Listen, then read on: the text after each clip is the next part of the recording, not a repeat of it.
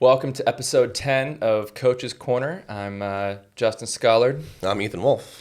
Today we're going to be talking about something that's a little bit different than what we've been talking about the last couple of months. And we're talking about a man maybe some of you know called Liver King. The Liver King. The Liver King. And we're not doing this just because it's clickbaity and we can get traction on YouTube. That would be ridiculous. Not a chance, that's why. We're doing this, we're doing this because, I don't know, I feel like he embodies a character, a personality, but also just sort of like an idea, and he embodies it so well of something that's been like, if you look at it just like marketing, I think from hundreds and hundreds of years ago, it was always that. It was like the guy coming into town with his wagon. It was like this display. Yeah, just so full of character, Right. so energetic, so, gregarious, so loud. A fly-by-night, They right? call it peacocking, right? Yeah. Like, that whole thing of just like I got the biggest, loudest, flashiest feathers. Like, look at me. Totally. I demand your attention. It's just we haven't evolved so much from that, and he's just perfect because he like encapsulates this idea of like what a man's man is, and his barbarian sort of brand, and his like the alternative eating.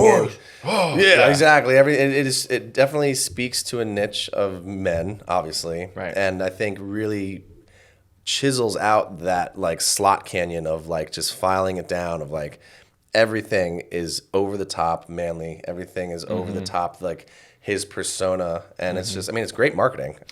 And that's the thing is like, it is essentially, I mean, I think, and this is what you and I were talking about when we were preparing for the show, is like, we're not here to just bash the guy, because I think that there's a lot of qualities, and like, I think that like, there's something you can take from his consistency, his persistence, his passion, and his commitment to what he's doing, what he believes in, whether or not it's based in any science Or any, I mean, it's is besides the point. But I think that like what we want to really dig into today is how, like, what is it about this time that we live in, where we're in this, like, I almost feel like we are in this middle ground where we're still human beings embodying this form, but like technology is going in a way where we get to, it's almost like we're living in a Sim City kind of situation where we're creating our own reality to an extent by the things that we watch on social media,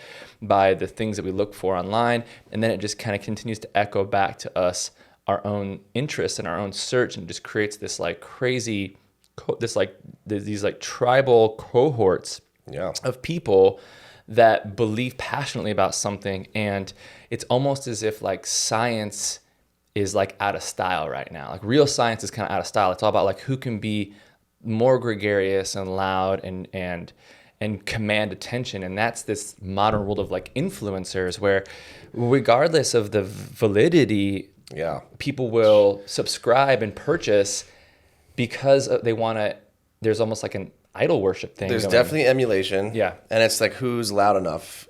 And I think if somebody's loud and flashy, good looking enough, they're really good at content creation, right? Just like, and a good advertisement's a good advertisement. It's been that way for a long time, and so it's almost like good content creation, almost like what you're saying, creates this little micro world, this emotive quality, this presentation of that is in some way a form of reality, but really it's this contrived, polished piece of data you're intaking that creates a certain emotion, portrays a certain message, and you mix that in with the peacocking and the flashiness and the loudness, and all of a sudden you have people that are idealized. I'm not gonna say worshipped, but like you tentatively look up to them. You want to look like them. You want the lifestyle that they're offering. You want to make the money that they're making. Whatever it might be. Right.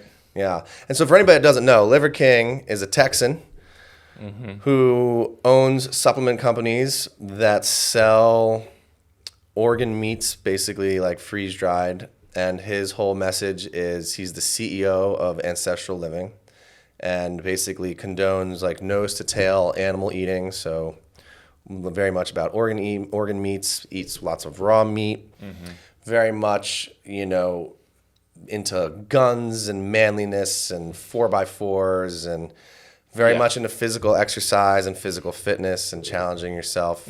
He's jacked. He's like imagine he looks like he's, like Rich Froning from like, CrossFit Games. He's that level jacked. He's just unbelievably ripped. He's like very short, I think, but like short. stocky bodybuilder build.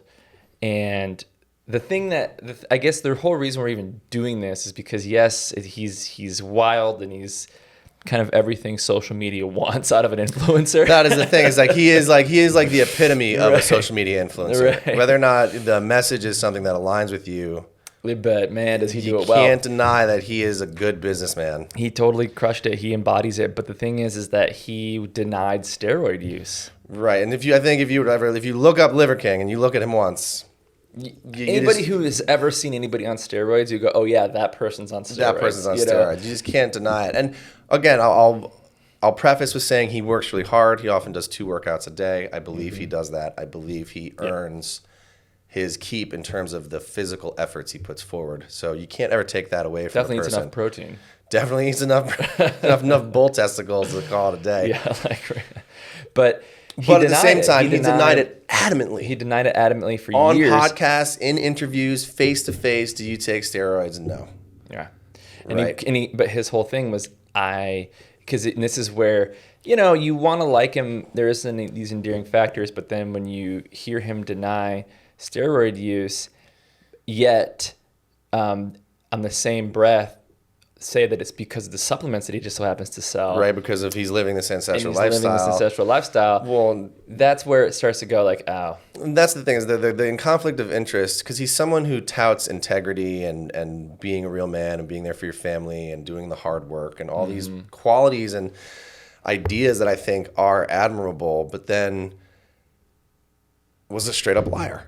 Is a straight up fucking liar. I mean, there's no way around it. Like, he got bagged. Like, so an email was leaked, just so people understand, that proved that he was taking $11,000 worth of steroids a month. Yeah. And peptides and these emails steroids. Were not, these were like he was a outed. whole series between him and his doctor. They got leaked. I don't know if his doctor leaked it or if someone hacked his email, but it wasn't like.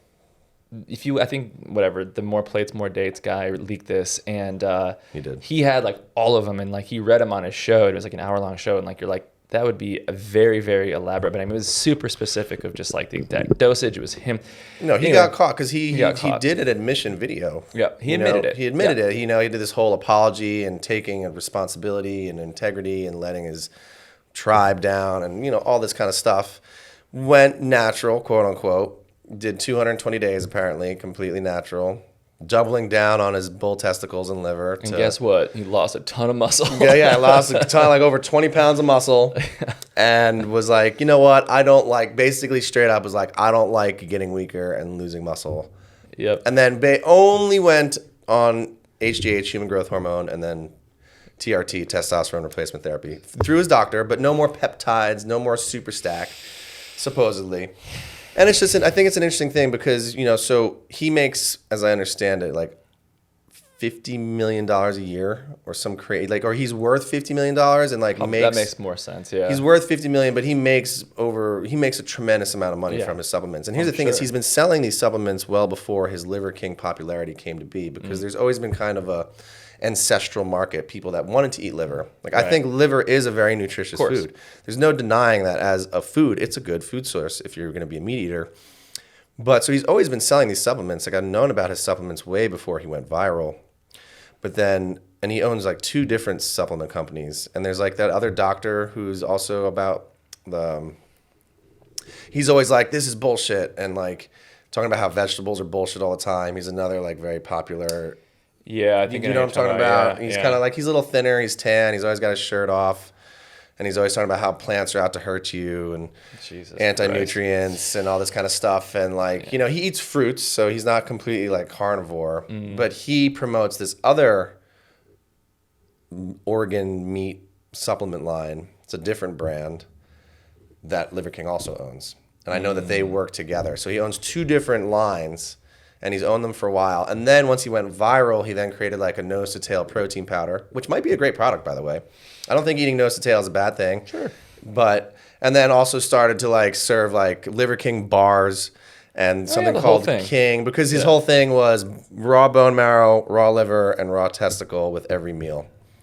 And then he's like, well, if you can't eat that, you can always just get a bottle of King. Ta-da! Right? And then Just so here's, happens. yeah, and here's this conflict of interest, right? Of Right. like, you're touting a natural lifestyle. You're touting that all these tenets that are, which I think are all good for being a good, healthy life, like getting outside, sunlight, spending time with your family and kin. I think that's all good stuff for a good life. But like, in a certain sense, he's advertising a body and a look. Right. Saying he's not on steroids, which, if you're a 14-year-old boy, kid, child, person, Yeah. you look at that, you might want to emulate that. Oh, for sure. I mean, listen, like there is, the other guy, big YouTuber, Jesse James West, he does a ton of stuff. I think he's incredibly entertaining. He's natural. He claims to be natural. I believe him. But a lot of the people he interviews and talks to are not, like, Chris Bumstead, and Mike Isratelli, and like all these other guys who are openly not natural. And it's not a secret. Like, they're like, I am not natural. But he went to like this bodybuilding show, or not show, but like convention, and just went around and interviewed all these bodybuilders. Are you natural? You saw that one? Oh, I've seen it a bunch of them, Are yeah. you natural or not? Oh, no, I'm not natural. And it was like so many guys were not natural. But then what was interesting is he went and he interviewed just random guys who were just kind of there as like hanging out and like attendees. Mm-hmm. And then he asked them, are you natural or not? And they would say, I am natural. And then he would ask, have you ever thought about going on steroids, or would you ever go on steroids? And they were all just, most of these guys were like, yeah, I'll probably do it. Or I've definitely thought about it. Or I really want to. Like, it's becoming so mainstream. Yeah, so accepted. Where it's just, man, I don't know how I feel about it. It's like, I guess I understand, but I'm also like, to what end? Yeah. And the funny thing is, most of the guys who were like, I am not natural, I am enhanced, then he would ask, do you regret it, or would you do it again, or, if you could change anything? And most of these guys are like, if you don't have to do it, don't do it. Right. Because it has crazy side effects. It can cause a psychosis. It can cause cancer. Like, there's all kinds of crazy shit that's going on. Absolutely. I mean, mood swings. I mean, that stuff's very real. I mean, roid rage is probably exaggerated to some degree, but it's legit. Yeah. And it's like we were talking about, I think, with the Ozempic, it's especially with testosterone. Yeah. Like, this, as soon as you introduce an external source of testosterone, your body will never make it the same way again. Right. It will never return to producing the natural normal levels. And so in a certain sense, you're either going to have low testosterone levels and all the negative consequences that come with it, or you're going to be taking testosterone for the rest of your life. Mm-hmm. I was actually watching this crazy interview with a super bodybuilder dude that it was a little short, like 10 minutes about steroids. And just interviewing him, and just like a full-on admitted super steroid user. But yet here we are, he got into a relationship, and because of the relationship decided to get off steroids. I don't know if she just didn't like them, or he just didn't care enough anymore. And even in that, he's like, I still take an injection of testosterone once a week. Because he's like, I just have to. I just have to. Like, if I just don't, Yeah. it's all going to go to shit. Yeah, you've just essentially created a dependency where you're on it for life. And so, case in point, here's the Liver King who got outed, which, by the way, I don't know what would have happened if he would have just been straightforward from the beginning and just said he was always on it or not. I think that part of the allure was this idea that just maybe, if you eat raw bull testicles, that you can put on 50 pounds of muscle. Right. There's this odd exception that, like, if it was just about getting morning sunlight in your eyes and walking barefoot. And it's rough because it's like, so he has these, like, I think 9 ancestral tenets, and it's like sunlight, barefoot walking, getting cold, exercise, spending time with your family, adapt, which is basically like accepting new technology, even though this is ancestral ways and the old ways. Including steroids. And so it's like, I think a lot of those, quote, ancestral tenets that he's promoting are really positive. I think that they would generally lead to a healthy, happy life. Right. But they're not going to make you a super ripped, jacked motherfucker that looks like him. But there's a difference between, like, having, like, personal values and core values. Right. Integrity, honesty, timeliness. Like, cool. Getting sunlight, walking barefoot. These are just like personal value statement, essentially, right? Yeah, totally.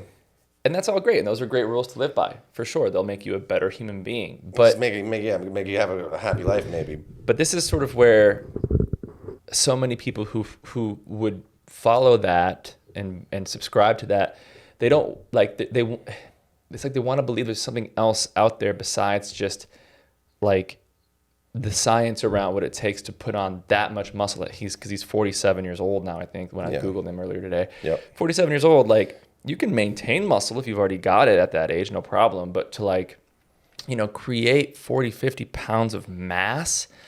So I'm not a big guy. I guess I am kind of a big guy. But, like, I'm not, like, huge, swole bodybuilder guy. Yeah.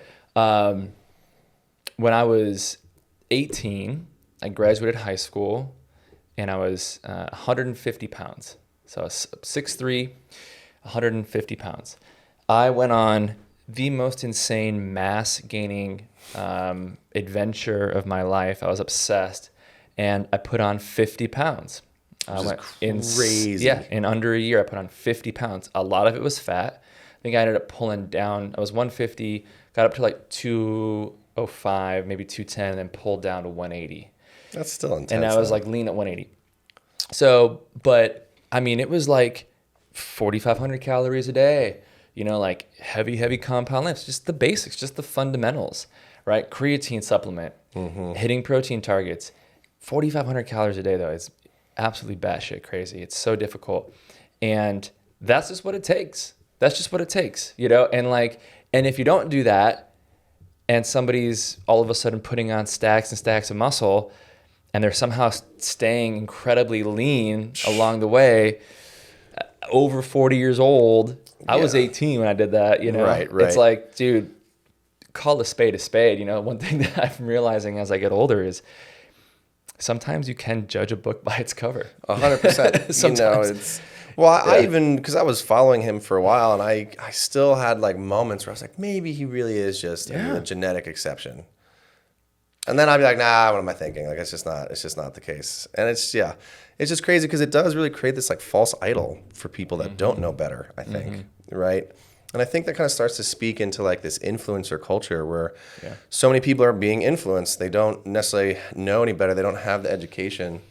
And they look at these people who are basically selling something, and they take it at face value. And it's just, I think it's just it's a potentially dangerous place because there's so much access. There's no filter to the access. So you can go on Instagram or YouTube and start typing things in, get trapped in an algorithm, and just be exposed to these personalities, which, you know, it's like, I'll give it to them because they're personalities, but like, are they, you know, really like doing good for the world, or are they just making a quick buck? And it's not like the world hasn't always existed that way. People have always made a quick dollar on the less educated. Yeah, people or the naive. want to be led. But people want to be led, and essentially an influencer is another way of saying like a leader of some kind, for better or for worse. And this is just, I think, is an example of the power of brand, like we were talking about earlier, and just sort of like, if let's take Beats headphones, for example. I mean, the branding was perfect. It came out at the right time. It was a consumer. It was a consumer product. It wasn't like made for professionals. Yeah. But they marketed it as if this is what like studio producers wear.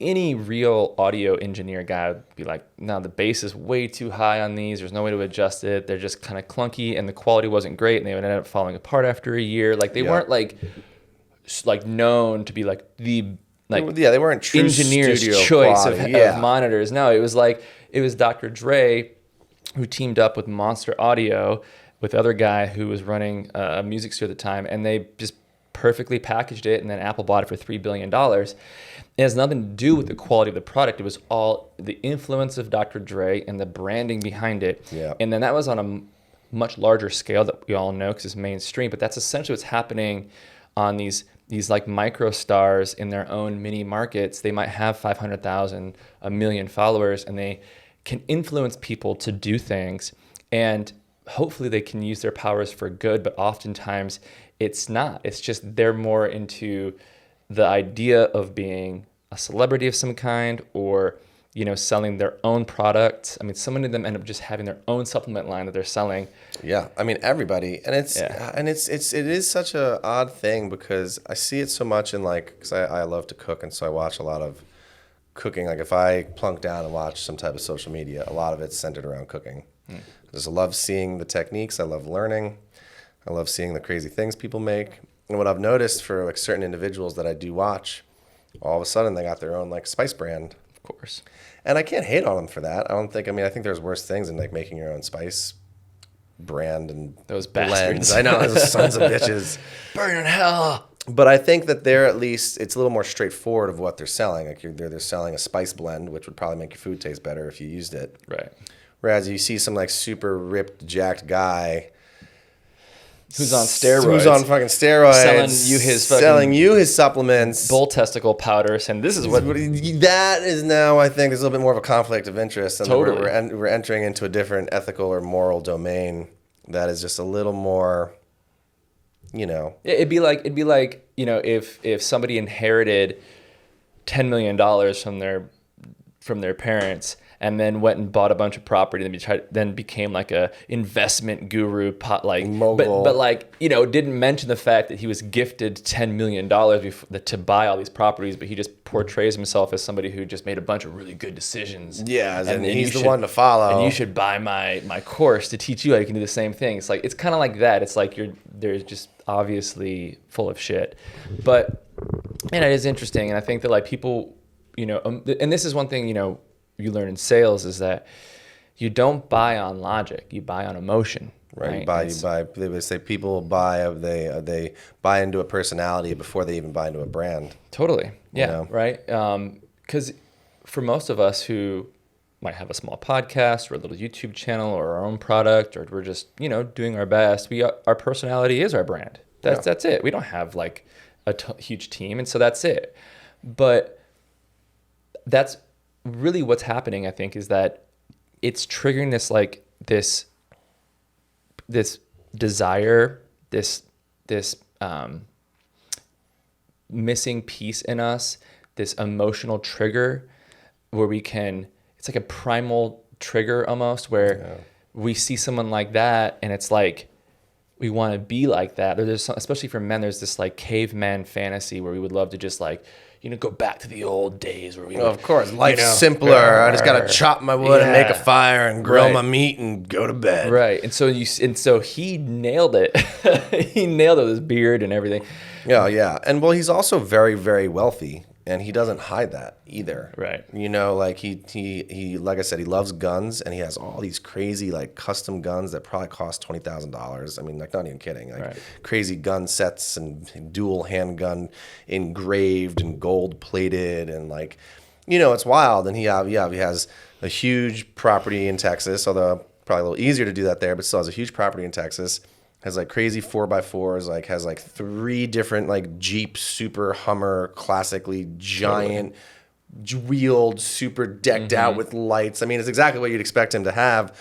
But, he flaunts his money as well. And so it's creating this whole archetype. He's so fucking good. I got to give it to him. He's so fucking good. Because it's almost like when you see models in the Maldives and staying at these places, and they're just hot enough and have enough followers that the hotel's come stay over here, put on your social media.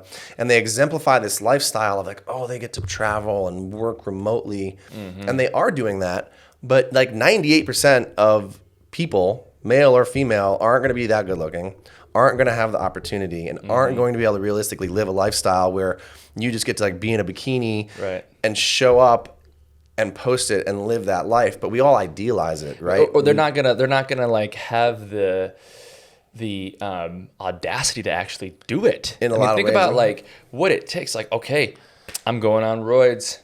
I am, I'm embodying this character now. Because that mofo goes there. Yeah. And that's the thing is there is an authenticity to him. There is an authenticity to him, and he obviously puts the work in, and he goes there. So to your point is could I act that way?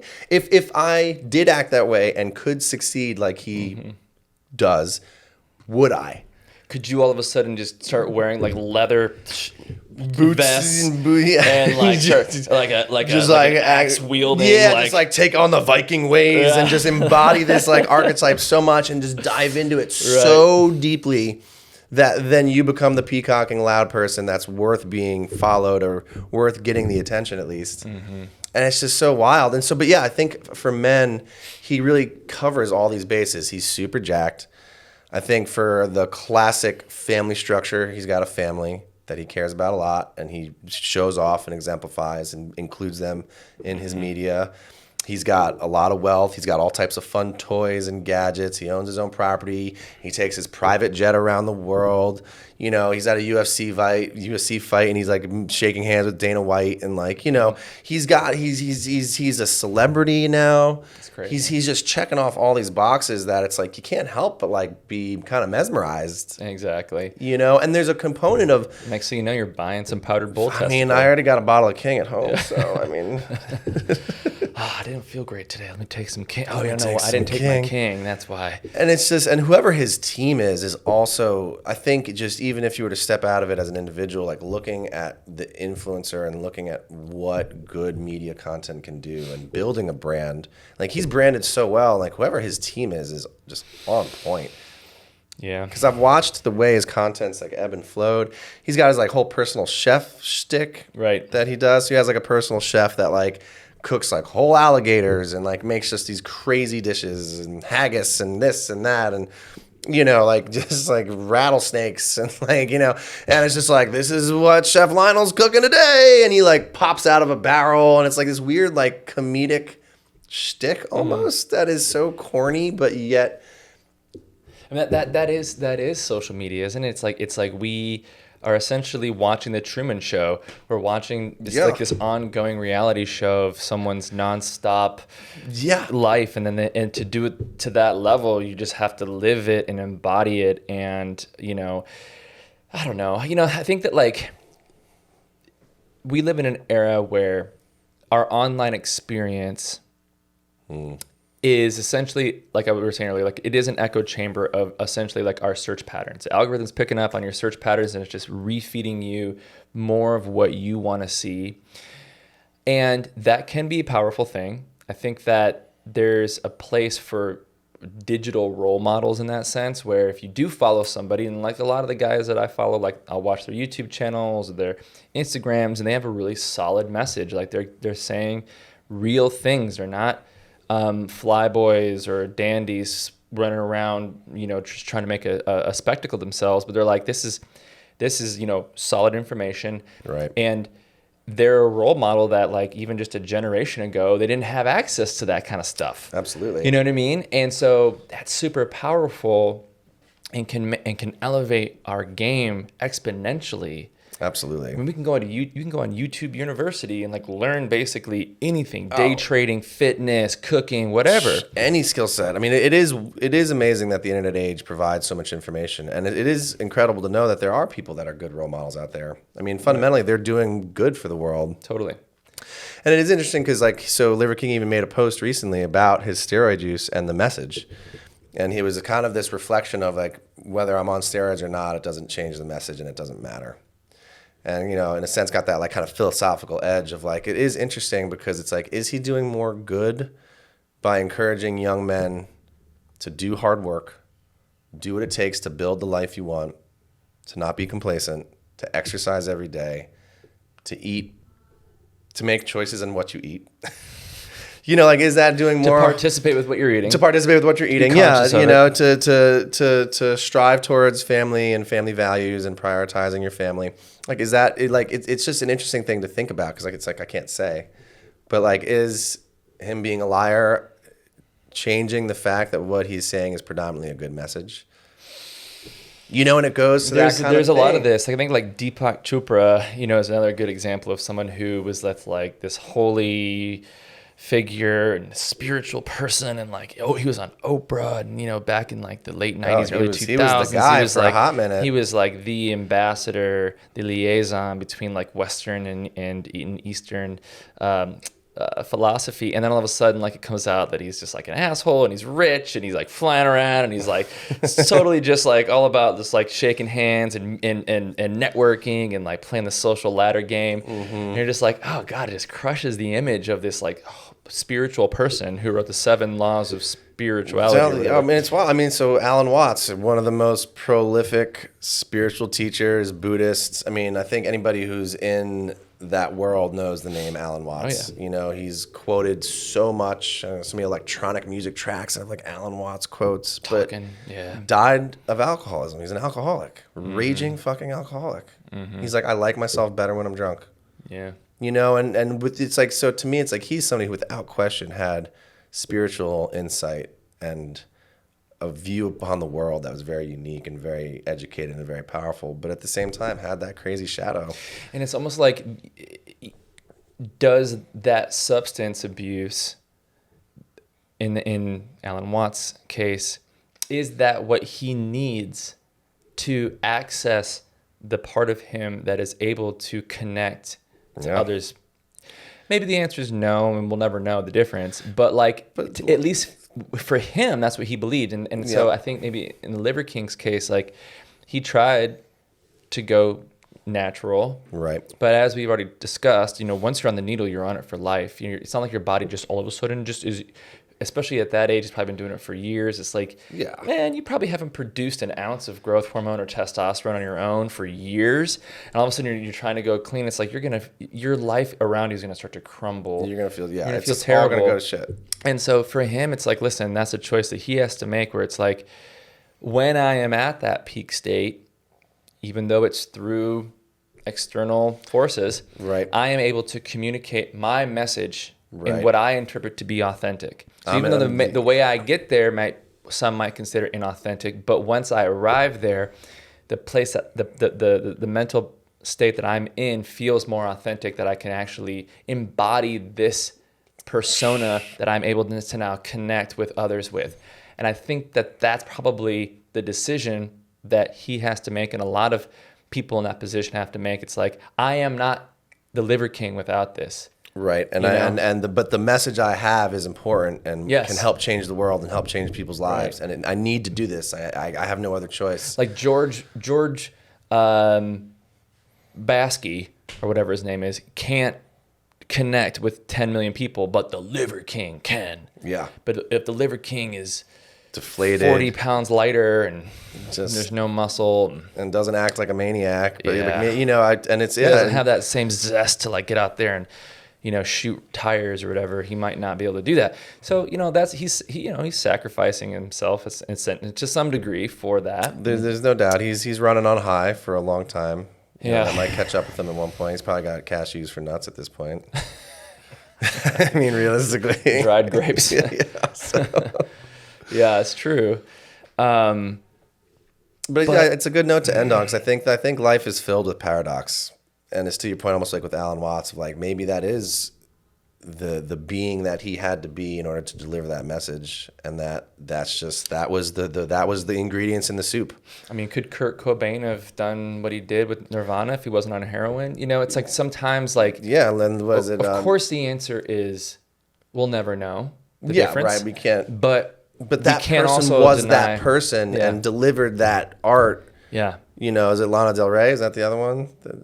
Not Lana Del Rey. The other female one, same one. Oh, yeah. I know who you're talking about, but I can't. The dark hair. Yep. Yeah, but similar thing. It's like these people, you know, Robin Williams, hyper depressed, took his own life. You know, it's terrible, but like also was this person of extreme joy, like almost this exact polar opposite. So it's like, you know, it's just interesting, because it's like, we like you said, we'll never really know, but I think it is an interesting thing to contemplate, of like, but what the soup requires. And if it is what it is, then it is what it is. And if the ingredients were different, it might not be that thing. And that's just where we gotta just, people can do whatever they want, and it's free will. And I think the message here, to kind of bring this full circle into, you know, Coach's Corner with Justin and Ethan, like, what are we fucking talking about here? I think that the message is, don't believe the hype. Because things are not always as they appear. And if it looks like a duck and it quacks like a duck, it might be a duck. And if you see some 40-year-old dude who is jacked like a professional bodybuilder is, and it just so happens that professional bodybuilders are all openly on steroids, and this guy is saying he's not. It's like, don't be naive and just want to jump onto that bandwagon because you idolize something or somebody, and just have that autonomy and that agency of yourself. Be like, listen, anyone can do steroids if they want. Like, you can go and get prescriptions. There's 28-year-olds on TRT, which is ridiculous. These options are available, but like, when you're on it for life. I am a very long, skinny guy. There was a moment in my life where I was like, maybe I will. One little cycle. Maybe I will. Maybe I'll do 12 weeks and just put on a quick 20 pounds and just not tell anybody. That's the tripwire that everybody hits when they go into that decision pattern of like, no one goes, oh, I'm going whole hog day one. Everyone goes, maybe I'll just do one little cycle. And then next thing you know, 5 years later, they're on a whole cocktail of shit. Yeah.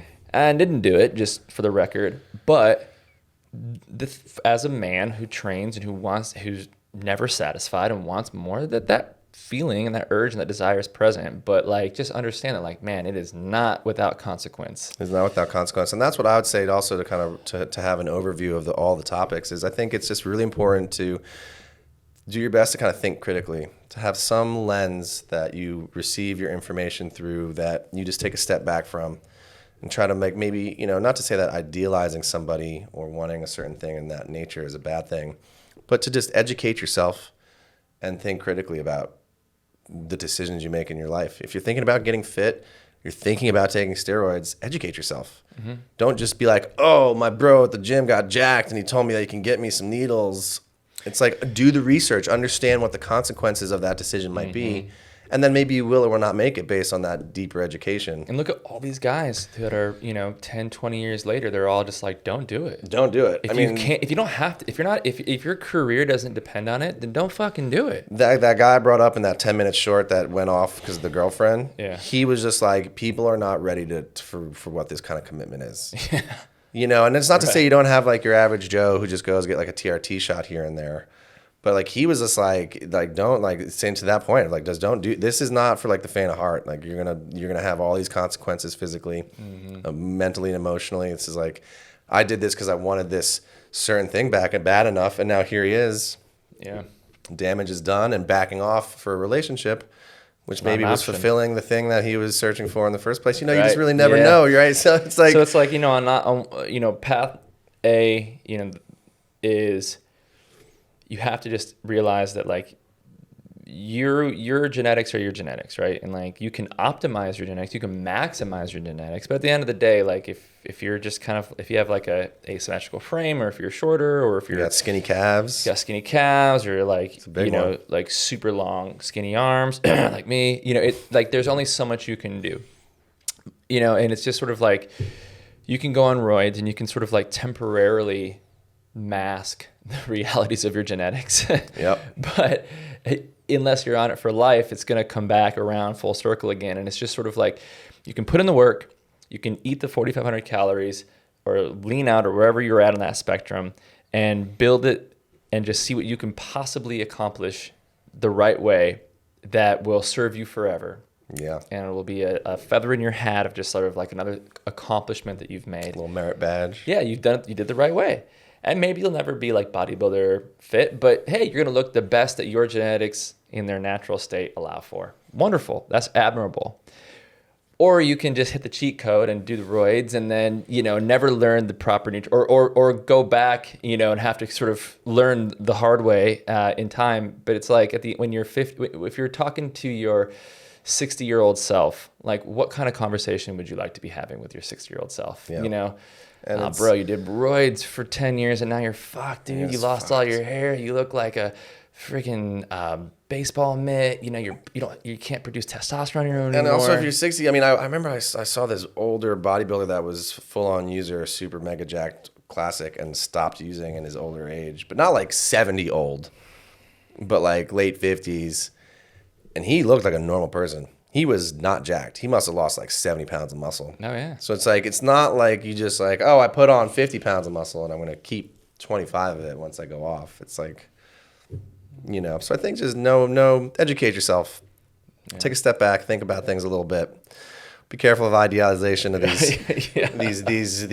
these shiny objects on social media. I mean, I think it's like social media isn't really real. No, I think that's what we have to forget sometimes. Like, fuck, man. There was a video that I just saw where it was like a behind the scenes photo shoot of like an influencer. Yeah. They were stuffing fucking butt pads in her yoga pants. I mean, it's like, it made it look like she had the craziest bubble butt. Yeah, just oh my God. Someone like on the crew like had their phone out and was like secretly filming as they were stuffing like little there's like little jelly whatever little round pads in her butt to make it look like she had a bubble butt, and then it was like the whole photo shoot of her and her big old bubble butt, but it was all bullshit. It's just all bullshit. Yeah, I mean it's all bullshit. It's just crazy. Yeah. So, anyways, all right.